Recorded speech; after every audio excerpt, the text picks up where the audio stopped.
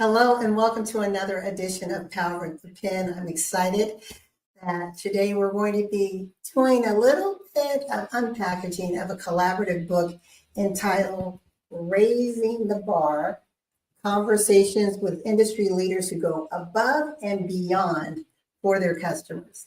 Now, what we're going to do that's a little different this time is we're going to speak specifically to a particular author. And that author is none other than Dr. Donna Singer, who is a jazz vocalist. We're going to unpackage her journey a little bit and learn some key lessons that we've extracted from this great read on how we can take her lived experience as a musician, as an artist who's traveled the world, and apply it for life application. So there's 5 key lessons that we're going to get into in just a moment.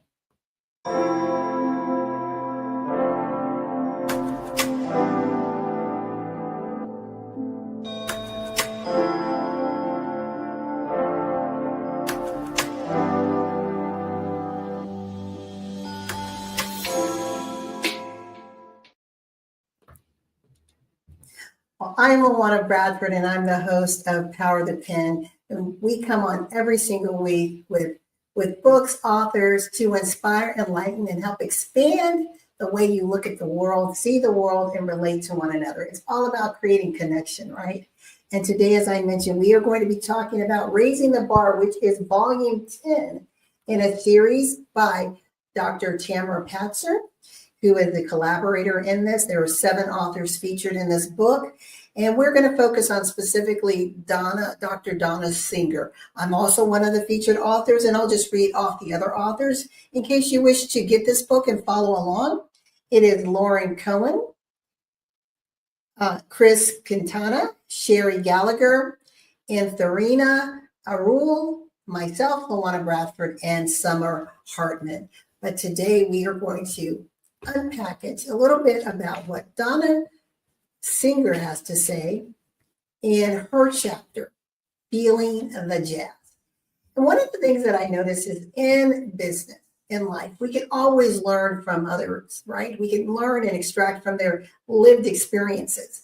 And as she was telling her story in this interview style format, because that's actually how this book is written, it's an interview style, that Dr. Donna Singer, as a jazz vocalist, was able to take us through how she got into music and what inspired her and some of her pillars that keep her moving forward.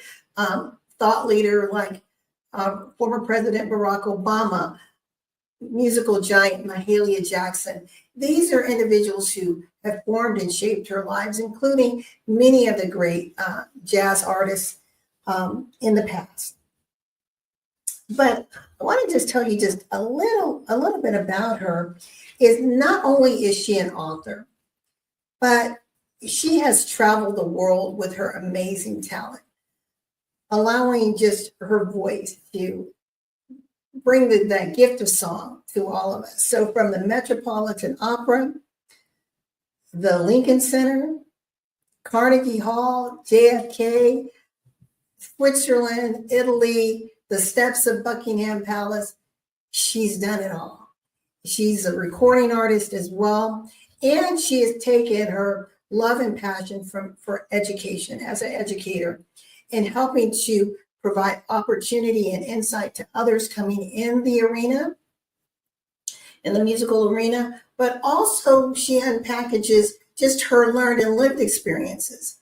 And so we want to go through some of that. And again, in reading this chapter, it's a nice, easy flow of her story. That's what it is. But when we tell our story, very often it is peppered with a lot of lessons along the way. And so what I've done is extracted 5 key points, starting with complement versus chaos, growth from experiences, the power of looking back, amplifying your voice and magnifying your visibility. Number 3, gifts and talents make room for you. Number 4, and the 5th one is give them what they want. So I'm going to be reading a little bit about each of these, and we're going to dissect it. So again, does she speak to this specifically in her book? No, but in reading it, I was able to lift off these very rich lessons. So the first thing is complement versus chaos. She says, each part of my music journey complements the other, and I'm confident that each teaching has made me a better artist. This delicate balance requires a lot of work, but allows me to be fulfilled on many levels. My journey as a musician has been a beautiful mix of experiences, emotions, and connections that have led me to who I am now.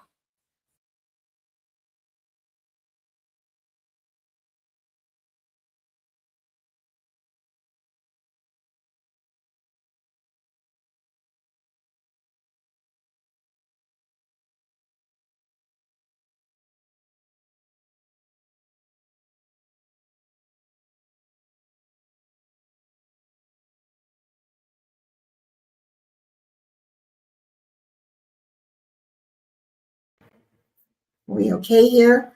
Hope I'm okay.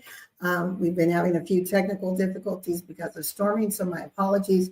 But one of the things that I want you to think about is complement versus the chaos.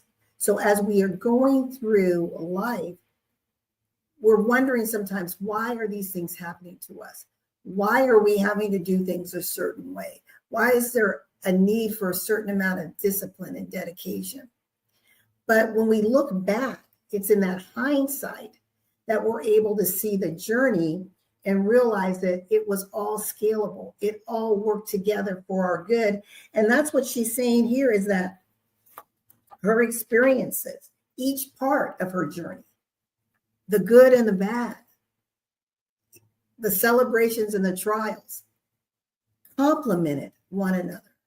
So that's lesson number one. When you're looking at your life, we can look at maybe the chaotic things that are happening. We can question why things are happening, but it's when we look back that we can see the connection and we can see the intersects and the complements. So that is lesson number one as we move forward in our lives, in our businesses. Where you are now, look back on that wall of remembrance, on those lived experiences, and see if you can find the connections, how each dot has connected one to the other. Lesson number two, growth from experiences. And this is, again, the power of looking back. So we talked about the compliments, but often when we're thinking about the power of looking back, we forget to celebrate where we are. We get so stuck in the now, and now is where we are, right? That's the present, that's what's happening. But we get so caught up in what may not be going right, and we start to beat up on ourselves. We become our own worst critic. And that's why there's power in looking back, power in looking what we've overcome, power in celebrating ourselves. So that is lesson number two. And she talks about, as she was being interviewed, just reflecting on all these experiences, from being at Carnegie Hall or singing at a venue in Italy. All of these things were moments of arrival for her, right? And so she began to build upon them. And it's through our looking back that we realize how we've been shaped, how we've been molded for a time such as this. So that is lesson number two. And we are here discussing Raising the Bar. This is a collaborative book that was put together by Dr. Tamara Patzer, and it is conversations with industry leaders who go above and beyond for their customers. And we are unpackaging the one chapter, the collaborative chapter, contributed by Dr. Donna Singers, who is a jazz vocalist. And we're going through the the 5 lessons that we have been able to extract from her life, from her story, and how we can take those lived experiences, those aha moments, and apply it to how we move forward in business and in life. The next one is, so we've talked about the complement versus the chaos. We've talked about growth from our experiences and the power of looking back. Now let's sit into this where it's amplifying your sound and magnifying your visibility. Amplifying your sound and magnifying your visibility. And that's important, right? We in this sea of noise and competition, right? And imagery competition. How do you rise above the noise? How do you spotlight yourself so people turn in your direction and they lean in and you're seen and you're heard? How do we do all of that? Well, we'll get back in a moment. And right now we're going to give a shout out to our sponsor, Dr. Tamara Patzer, who is the collaborator of this book, Raising the Bar, Volume 10.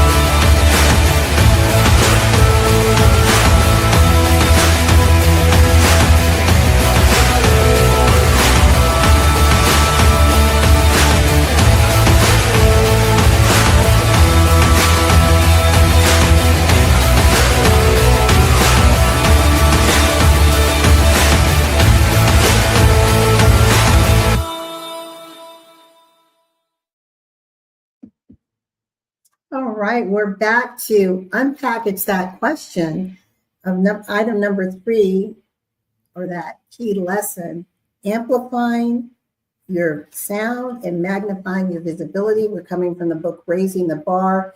And that takeaway that we just did was cutaway was from Dr. Tamara Patzer, who is the collaborator of this book.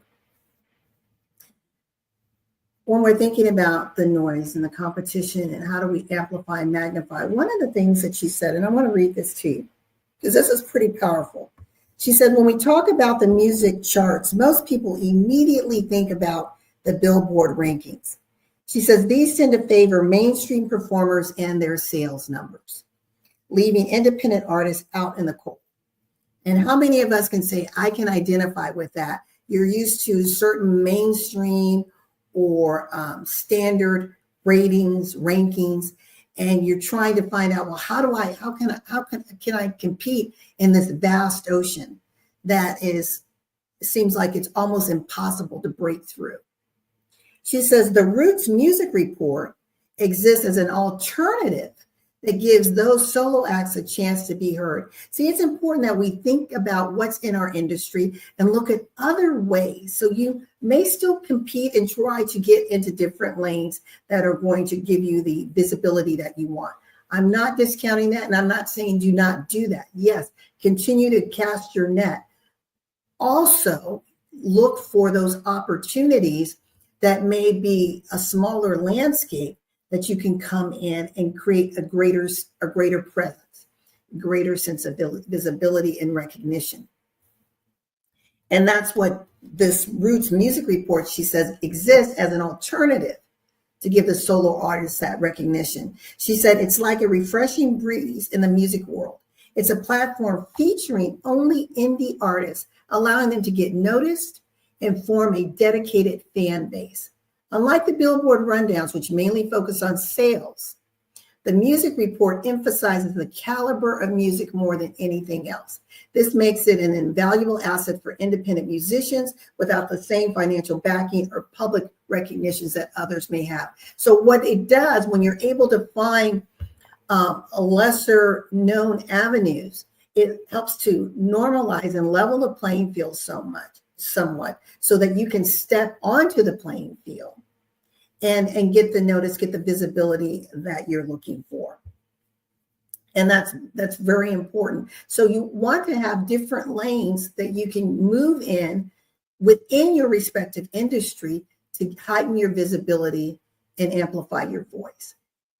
Again, continue to cast that that net or that reel toward the bigger pond, if you will, where you want to be featured, but find out what are some other avenues that you can use, that you can lever, that can serve as these third-party endorsements and testimonies of you. Like she said, the billboard focuses on just the numbers, but this other one focuses on the quality of the sound. So you have to determine strategically, what is it that you want to focus on? Do you want to focus solely on the numbers, or do you want to focus on the quality of what it is that you deliver and the impact that you make or the influence that you have? And once you identify that, then you can develop a strategy to navigate your course. Now, number 4, she says your gifts and talents make room for you. She didn't say this. I said this, and this is what I extracted. She talks about all of her experiences. Well, she's a trained musician, right? She trained at Juilliard. And she said, while all the performances leave a lasting impact, some are more significant than others. One such moment was her performance in Paris, in London, at Buckingham Palace, in Carnegie Hall. But this is what she says here, because you're thinking, Carnegie Hall, wow, you've arrived. But listen to the mindset. So again, when you are in your zone of genius, when you're operating with your gifts and your talents, and you know that you are operating fully and committed and with commitment in your purpose, certain things are celebrated, right? And you sit back and you have the wow moment. But it shouldn't disrupt your energy flow. And let me explain what I mean by that. She says, though performing at Carnegie Hall was one of the most meaningful nights in my life, and the emotional journey, the journey before she got to that point was overwhelming. So the journey up until that point was overwhelming.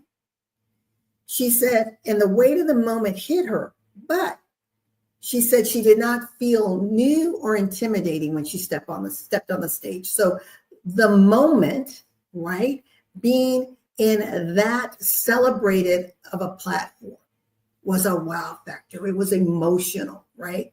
Almost brought her to the point of tears. But when she stood in her truth and her power, in her talents and giftings, that did not feel new or intimidating. The energy in the hall buzzed with excitement. Everyone was eager to hear what we had been working on for so long.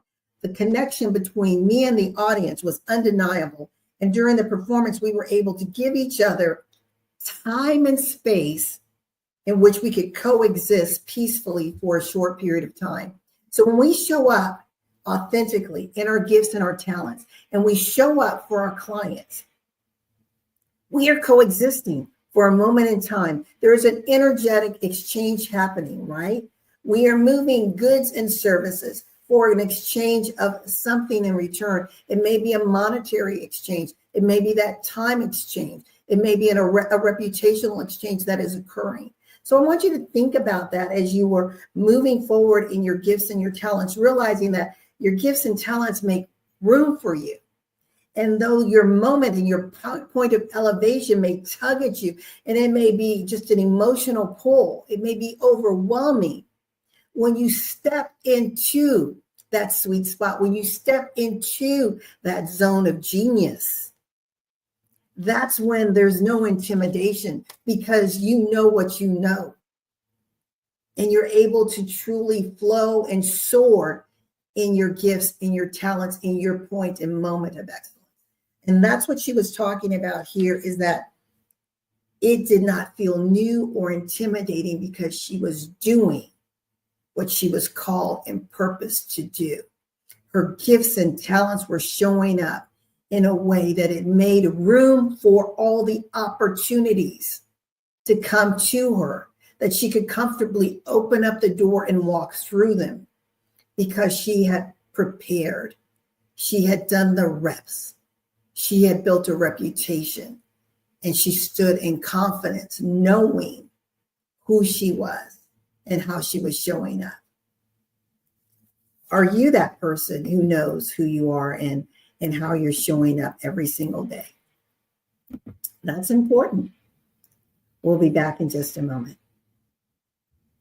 Power of the Pen with Luana Bradford, expanding the impact and influence of authors from around the world. If you want to change the world, pick up your pen and write, said Dr. Martin Luther King Jr. Books are uniquely portable magic.